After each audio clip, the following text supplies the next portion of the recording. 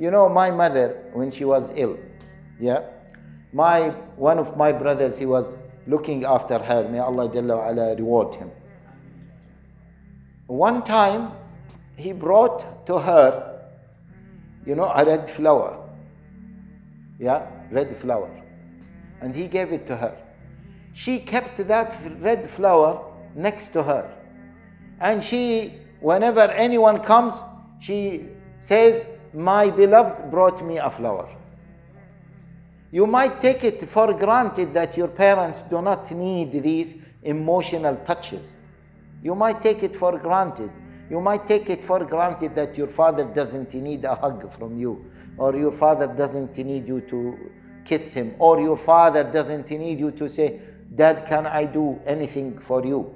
Dad, okay, have this, okay, is a good food, have this plate, have this, I brought this for you, etc. Yeah?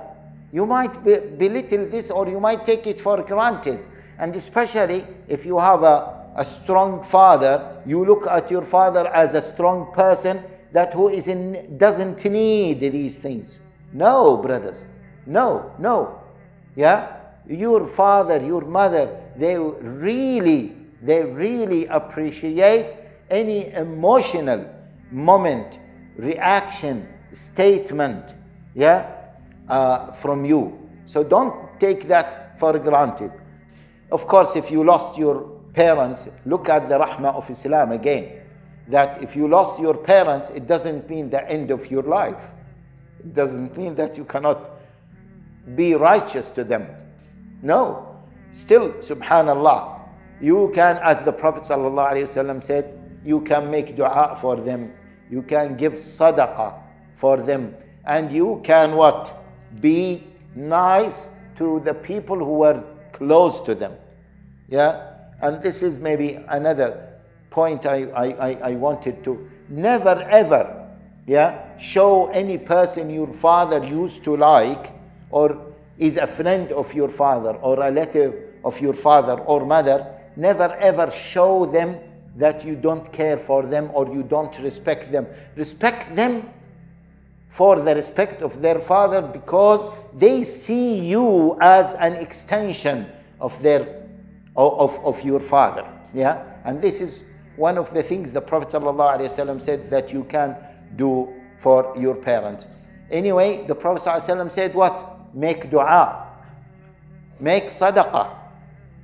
And I strongly advise, brothers and sisters. Yeah, I mentioned this maybe previously many times. I said I saw with one of my mashayikh a piece of paper, and he was giving sadaqah, and he was looking at the piece of paper. So because he was close to me, so I went to him and I said, Sheikh, if I may ask, what is this piece of paper? Yeah? He looked at me and he said, it is because of you. He said, this is the names of the people I intend the sadaqah on their behalf. I said, who, Sheikh? He said, of course, on my behalf. Secondly, on behalf of my parents. And then on behalf of my other relatives. And then on behalf of friends, on behalf of students, on behalf of my mashayikh, on behalf of the Muslim ummah. What does that mean? When he gives sadaqah, he intends the sadaqah on behalf of what? All those people. And he will get the reward of all those people, especially his parents. Don't ever belittle that, brothers. Don't ever belittle sadaqah on behalf of who? Of your parents. Even £1. Before you give it, intend that what?